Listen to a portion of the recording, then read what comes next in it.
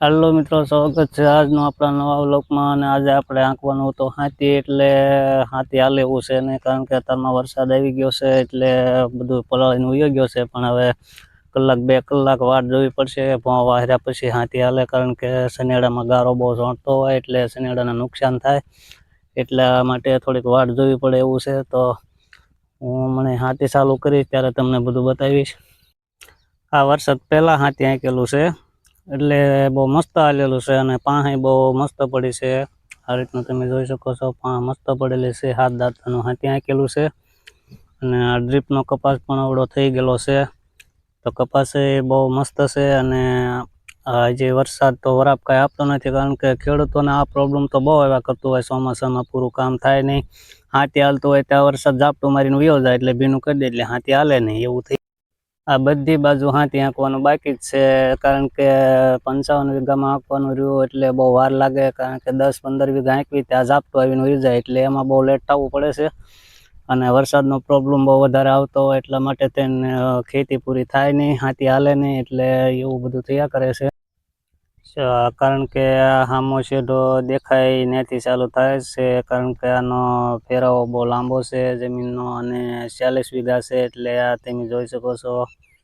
આ ફરી જ્યાં શેઢો દેખાય ના એટલો, કારણ કે શેઢો લાંબો છે અને અહીંયા પૂરો થાય છે। આ ટાંકા દેખાય ત્યાં પૂરો થાય છે, કારણ કે ત્યાં હામો ટાંકે નથી પણ ટાંકાની આ બાજુ છે, હામો શેઢો દેખાય શેઢો છે। આ બધું હાથી આંકવાનું બાકી છે।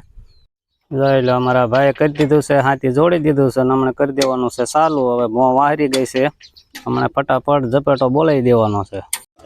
હાથી થઈ ગયું છે ચાલુ અને અમારે બેન ઉભા રહી ગયા છે વાહે, કારણ કે હાથી બરોબર પડતું નથી એટલે વજન દેવો પડે તો હાથી પડે એવું છે, કારણ કે બહુ ધડે આવી ગયું છે અને થોડુંક ભીનું પડે છે એટલા માટે। તો આ રીતે હાથી કરી દીધું છે ચાલુ અને હવે કારણ કે આંકવામાં કેટલી વાર લાગે એનું નક્કી નથી, કારણ કે આંકવાનું જાજુ છે અને વરસાદ જો આવી જાય તો પાછું બંધ કરવું પડશે, આવું બધું આમાં થાય છે। અહીંયા પણ અમારા ભાણિયાભાઈ હાથી હાંકે છે, નાની બે લક્ષિતાને અને વૈશુની બેને બેહારીને હાંકે છે, કારણ કે એને વજન બહુ દેવો પડે એવું છે નહીં, કારણ કે પોચું છે, હાવ સવડું મારેલું છે એટલા માટે તેની થોડા વજન પડે એવું છે। અને આ બધા લીલા દેખાય એ બધા ઘઉં ઉગેલા છે, કારણ કે અમે શિયાળામાં ઘઉં કર્યા હતા અને કટકથી લેવરાવામાં ખર્યા બહુ હતા એટલા માટે આ બધા ઘઉં જ ઉગેલા છે।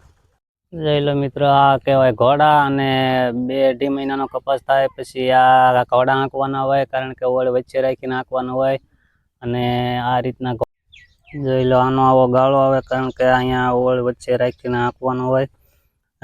સનેડામાં આડો પાઇપ મૂકી અને બે બાજુ એક એક ઘોડો હાલે અને અહીંયા થોડી નાખવાનો હોય છે અહીંયા, અને 2 જણાની જરૂર પડે ને એક આંકો ટૂંકમાં 3 જણાની જરૂર પડે, તો 2 ઘોડા હાલે અને ઓળ વચ્ચે રાખીને હાલે એટલે ખડ ટૂંકમાં હોય તો બહુ ઓછું પછી નીંદવાનું રહે એવું આ ઘોડામાં બહુ સારું કામ આપે છે। અને પાં એકદમ પોષી રાખે, કપાસ જે આપણે વાવતા હોય કપાસ હોય તો એને, કારણ કે મૂળ ફેલાવવામાં બહુ સારું પડે, બહુ પોષું રાખે એટલા માટેનો આ ઘોડો હોય બહુ સારું કામ આપે છે।